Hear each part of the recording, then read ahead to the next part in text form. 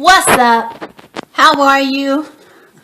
Okay, I should not have, hold on. Let me see if I can fix this.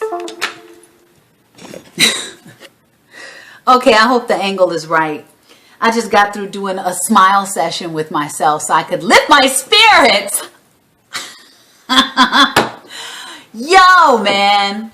I'm having like an interesting day. I think my little monthly diva could be visiting me very, very soon. And I don't know.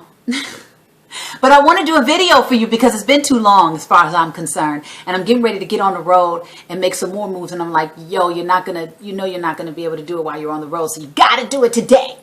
Okay, so I want to make an inspirational deposit in your life. We are doing a Freedom Papers about passion. But before we get into that, I want to tell you what I'm doing this week so that if you are in one of these locations, you bring your face to the place. We will be in Cleveland, Ohio at the House of Blues tomorrow night, August 15th. Hope to see you there. August 16th, we will be in Kentucky at the Kentucky State Fair in Louisville. On August 17th, we will be at Rams Head Live in Baltimore, Maryland. And on August 18th, we will be at the Birchmere Music Hall in Alexandria, Virginia. If you can make it, it will be lovely to have you there. Okay, so now we're going to jump into passion and see what's up. Now, I know that over the years, a lot of us have heard about passion. This talk about passion, and it's been the talk of the town. But even though you've heard people talking, that doesn't necessarily mean that you know what it is, and you found it for yourself. So today I wanted to give you a tip on how you can zero in on what you're passionate about. And then I'm going to give you a couple tips about knowing when you're not passionate about something. Maybe you think you're passionate about something, but that's not really your passion. We'll figure that out as well. But how many of you are aware that I wrote a book called Find and Pursue Your Passion Even with a Regular Job? Because in here, I have some exercises that you can do to help you find your passion. I also have in here how you can differentiate between a hobby and a passion. And also we talk about how you might be able to turn your passion into a moneymaker.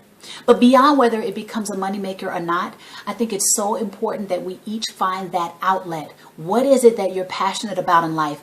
Just so that you can give yourself that space for creative expression, to release that energy, because some of us have it pent up in us. We don't even know it. You're walking around with this pent up energy, and it's time for you to find your passionate outlet to release it.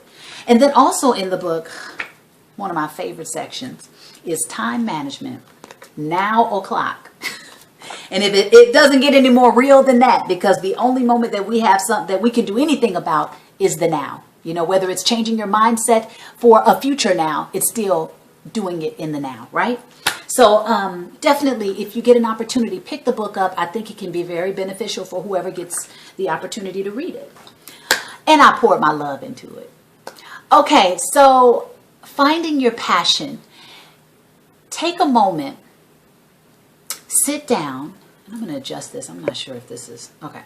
That probably didn't do anything. But take a moment and sit down and write at least 10 things that you have whenever you engage in them, you're in the zone, you're in the flow. You lose track of time. You can do it all day. You can find yourself working on it into the night and getting up early in the morning and doing it again. What are those 10 things or more that from your childhood to your adulthood that you have always enjoyed doing without much effort when it comes to just engaging yourself in it? Because a lot of the times I'm finding that we can condition ourselves out of knowing what we're passionate about, engaging in our passions, or we can be conditioned out of knowing what we're passionate about. Maybe your parents felt like you needed to be doing something else with your life. Maybe you've been influenced by society, and so you feel like you need to go in a certain path and direction, and putting your focus or energy in this other particular activity isn't really worth it, or, oh, that's silly, abandon all of those thoughts and just give yourself an opportunity to sit down and think about what are those things that over my lifetime up to this point I have always enjoyed doing. It could be swimming, it could be singing, it could be writing, building something, being an innovator, watching nature, things in nature, being fascinated with marine life, knitting. I mean, anything that you can think of. And even if you think it's a little silly or quirky, write it down, because that's you. That is your special thing that makes you you and gives you an opportunity to express you through it. So take, whatever it is, write it down. And then when you finish writing it down, take a look at your list and see what jumps out at you. Maybe you haven't even been thinking about it that way, and you're like, I need to get back to that. Or, these things I've listed are very similar. Maybe this is taking me, this is targeting me, it's taking me to my bullseye. If I just kind of ponder what these things are, So do that for yourself. And then a couple ways that you can know that it's not your passion is, do you find that you have to remind yourself, to go back to the thought or go back to the project? That's not your passion. That's that thought. And then if you want to take it one step further, let's say you think you found your passion, but you're not quite sure, but you like it. For example, when I was reinventing myself and I was redefining what I thought I might want to do with my life and what I was capable of doing with my life, I decided I was thinking about, I should say, that I would go into the nursing profession and then take that degree and build to become a naturopathic doctor, which has an emphasis in holistic healing and alternative medicine. And so I decided to go and volunteer at a notable hospital.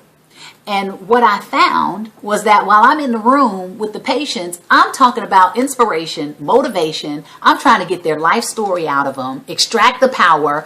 We're having, we're exchanging, having great conversations, or I'm just learning something, or, maybe I offer some insight. These were the things that I found that I was naturally engaging in. Although I was supposed to be doing like this nursing mentoring program, and I was looking at all the things that they were doing to help the patient, but that wasn't necessarily how I wanted to engage people. And then I found that I was going home and I was blogging. I'm making videos. I'm soaking up more information, and I'm finding a way for me to connect with people and deliver this information through me. That's my passion. You know what I mean? At least one of them. That's, where I was passionate about when it comes to helping people. So by volunteering, I found out that that's not the path I want to go in.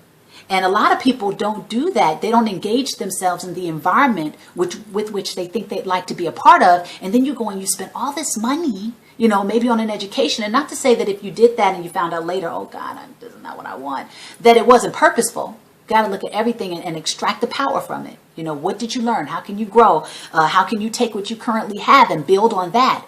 But take a moment to just immerse yourself in that environment to make sure this maybe is what you want for yourself. Because, I could have gone down that path and then figured out later, no, this isn't it, and maybe I'll become a naturopathic doctor later on down the line. I still have that option, but right now, what has my focus is doing exactly what I'm doing. Talking to you, delivering the information, helping to give you tools and whatever I got in my own little arsenal to fire you up and help you to find a way to live a life more fulfilled.